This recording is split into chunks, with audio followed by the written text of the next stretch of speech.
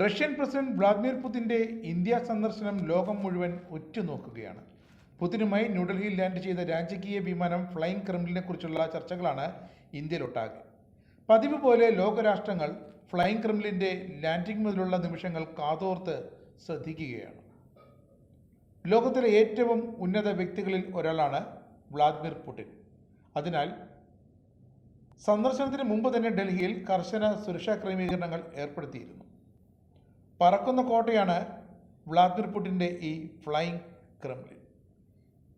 ദീർഘദൂര 4 engine വിമാനമായ illusion 300PUവിൻ്റെ പരിഷ്കരിച്ച പതിപ്പാണ് റഷ്യയുടെ ശക്തിയുടെ പ്രതീകമായ ഈ വിമാനം.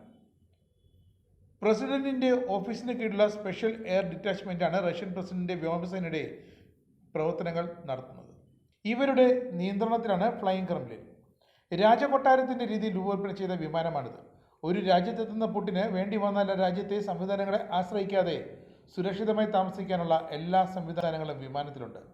പുതിൻ്റെ ഈ വിമാനത്തെ ഒന്ന് തൊടാൻ മിസൈലുകൾക്ക് പോലും സാധിക്കാത്ത തരത്തിലാണ് സജ്ജീകരണങ്ങൾ. വിമാനത്തിൽ ആശയവിനിമയ സംവിധാനങ്ങൾ, മിസൈൽ വിരുദ്ധ സാങ്കേതിക വിദ്യ, അടിയന്തര ഉപയോഗത്തിനായി ന്യൂക്ലിയർ കമാൻഡ് സിസ്റ്റം എന്നിവ സജ്ജീകരിച്ചിട്ടുണ്ട്. കോക്പിറ്റിൽ ആധുനിക ഗ്ലാസ് ഏവിയോണിക്സ്, മൾട്ടിഫംഗ്ഷൻ ഡിസ്പ്ലേകൾ, ഫ്ലൈ ബൈ വയർ നിയന്ത്രണങ്ങൾ എന്നിവയുമുണ്ട്. വിമാനത്തിന് ഏകദേശം 55 മീറ്റർ നീളമുണ്ട്. പരമാവധി ടേക്ക് ഓഫ് ഭാരം 250 ടണ്ണാണ്. പരമാവധി വേഗതയാകട്ടെ മാക് 0.84 ആണ്. ഇതിന് ഏകദേശം 11,000 കിലോമീറ്റർ ഒറ്റത്തവണ സഞ്ചരിക്കാനാകും.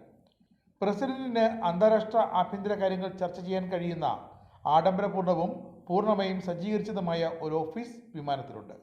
വീഡിയോ കോൺഫറൻസിംഗ് സൗകര്യമുള്ള പ്രധാനപ്പെട്ട മീറ്റിംഗുകൾക്കായി ഒരു വലിയ meeting room, master bedroom, gym, ഉയർന്ന സംവിധാനങ്ങളുള്ള മെഡിക്കൽ യൂണിറ്റ് എന്നിവയും ഇതിൽ ഉൾപ്പെടുന്നു.